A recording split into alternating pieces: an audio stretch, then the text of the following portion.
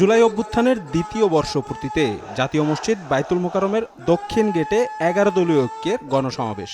বৃষ্টি উপেক্ষা করে বুধবার সকাল থেকে সমাবেশস্থলে ভিড় করেন নেতাকর্মীরা। তবে যোগ দেননি ঐক্যের অন্যতম শরিক খেলাফত মজলিসের নেতারা।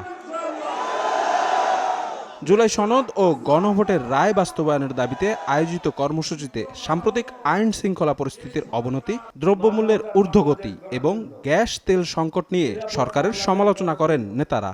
দ্রুতই জুলাই হত্যায় জড়িতদের বিচার নিশ্চিতের দাবি করেন তারা।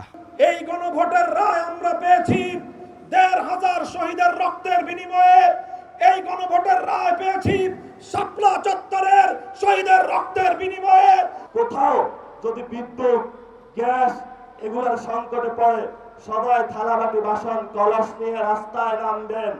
ক্ষমতায় বসেছ, গ্যাস দিতে হবে, বিদ্যুৎ দিতে হবে, সিন্ডিকেট চলবে না, কোনো পণ্যের দাম বাড়ানো যাবে না।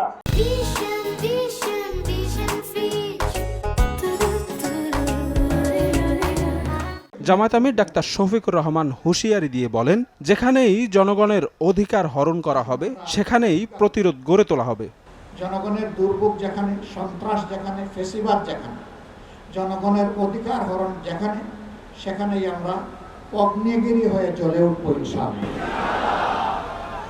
অভ্যুত্থানের দ্বিতীয় বর্ষপূর্তিতে এসে জামাত এনসিপি জোটের নেতাদের প্রত্যয় যে আকাঙ্ক্ষা থেকে জুলাই আন্দোলন সংগঠিত হয়েছে, জনগণের পাশে থেকে সেই আকাঙ্ক্ষা পূরণের চেষ্টা করবেন তারা। এদিকে সকালে জুলাই গণহত্যার বিচার নিশ্চিত করা এবং শিক্ষা প্রতিষ্ঠানে হামলার প্রতিবাদে ঢাকা বিশ্ববিদ্যালয়ে গণজমায়েত আয়োজন করে ইসলামী ছাত্র শিবির। এতে অংশ নিয়ে 11 দলীয় ঐক্যের সমন্বয়ক হামিদুর রহমান আজাদ বলেন, ফ্যাসিবাদ বিরোধী ঐক্য রক্ষা করতে চাইলে সরকারকে জুলাই সনদ বাস্তবায়ন করতে হবে। ফ্যাসিবাদ বিরোধী ঐক্য রক্ষা করতে হয়, তাহলে জুলাই সনদ গণভোটের ভিত্তিতে বাস্তবায়ন করতে হবে। শিক্ষা প্রতিষ্ঠানে হামলার সঙ্গে জড়িতদের বিচার করে ক্যাম্পাসগুলোতে গণতন্ত্র ফিরিয়ে আনার আহ্বান জানান নেতারা। শফিক মুন্সি, সময় সংবাদ, ঢাকা।